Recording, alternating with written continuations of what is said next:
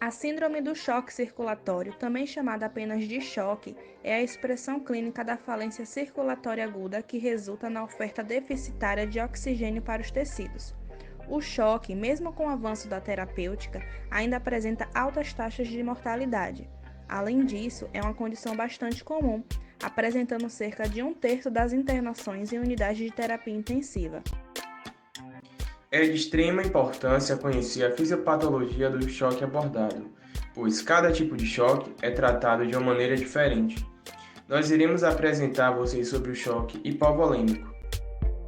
O choque hipovolêmico é uma situação grave que acontece quando resulta da eventual perda de mais de 20% do sangue e/ou fluidos do corpo, o que faz com que o coração deixe de ser capaz de bombear o sangue necessário para todo o corpo e, consequentemente, o oxigênio, levando a problemas graves em vários órgãos do corpo e colocando a vida em risco. O choque hipovolêmico normalmente surge quando existe uma hemorragia que provoca a perda excessiva de sangue, podendo acontecer devido a feridas ou cortes muito profundos, acidentes de trânsito, queda de grande altura, hemorragia interna, ulcerativa e menstruação muito intensa. A perda de fluidos implica numa diminuição do sangue total e pode ocorrer em casos de diarreia excessiva ou prolongada, queimaduras graves, vômitos intensos e suor excessivo. O sangue transporta oxigênio e outras substâncias essenciais para os órgãos e tecidos do corpo. Quando ocorre um sangramento grave, não há sangue suficiente na circulação e o coração deixa de ser a bomba eficaz que normalmente é. A perda intensa de líquidos torna impossível que o coração bombeie uma quantidade suficiente de sangue para o corpo. Dessa forma, o choque hipovolêmico pode levar à falência de vários órgãos. A pressão arterial cai e isso pode ser fatal. Isso acontece porque, devido à diminuição de líquidos e sangue, há uma alteração na distribuição de oxigênio para órgãos e tecidos, resultando na morte celular e, consequentemente, falência de órgãos no caso de não ser identificada e tratada. Além disso, devido à diminuição do fornecimento de oxigênio, acontece uma maior produção de lactato, o que pode ser tóxico para o organismo em grandes concentrações. A fim de recuperar a perfusão tecidual, o organismo lança mão de estratégias fisiológicas como a ativação simpática. Essa ativação desencadeia 3 respostas principais. A primeira é a contração das arteríolas, que aumenta a resistência vascular periférica. A segunda é a contração das veias, que aumenta o retorno venoso e, consequentemente, a pré-carga. E a terceira são os efeitos cardíacos diretos, o aumento da frequência cardíaca e o aumento da força de contração do coração. Sinais e sintomas.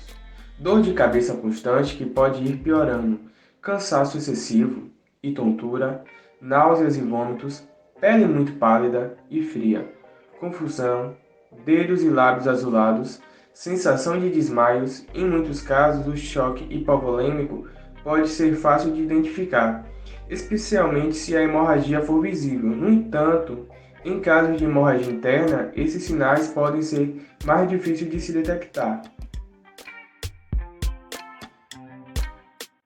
O diagnóstico é feito com base da história clínica, sintomas físicos e também avaliação de exames como de sangue, tomografia computadorizada ou ultrassonografia, ecocardiograma, eletrocardiograma, endoscopia. Dependendo dos sinais e sintomas, o médico pode ainda acrescentar outros exames. A recuperação do choque hipovolêmico depende da condição médica anterior do paciente e do grau do próprio choque. Aquelas pessoas com graus mais leves de choque terão um tempo de recuperação mais rápido. Se houver danos graves a órgãos, podem levar muito mais tempo para recuperar. Nos casos mais severos, os danos dos órgãos podem ser irreversíveis.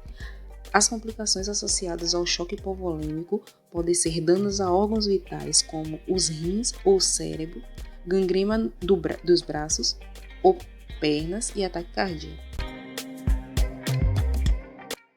Existindo suspeita, deve-se chamar imediatamente ajuda médica, ligando 192. Deitar a pessoa e elevar os pés cerca de 30 cm, ou o suficiente para que fique acima do nível do coração. Manter a pessoa quente, utilizando cobertores ou peças de roupa.